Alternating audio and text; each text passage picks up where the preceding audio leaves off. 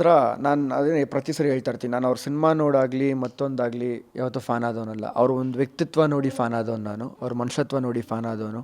ಅವರು ಫ್ಯಾನ್ಸ್ಗಳನ್ನ ಪ್ರೀತಿ ಮಾಡೋ ರೀತಿ, ಅದಾದಮೇಲೆ ಎಲ್ಲ ಹೀರೋಗಳನ್ನ ಬೆಳೆಸ್ಬೇಕು, ಹೊಸ ಯಂಗ್ಸ್ಟರ್ಸ್ ಹೀರೋಗಳನ್ನೆಲ್ಲ ಬೆಳೆಸ್ಬೇಕು, ಜೊತೆ ಕರ್ಕೊಂಡು ಹೋಗಬೇಕು, ಇಂಡಸ್ಟ್ರಿ ದೊಡ್ಡ ಮಟ್ಟಕ್ಕೆ ಬೆಳಿಬೇಕು.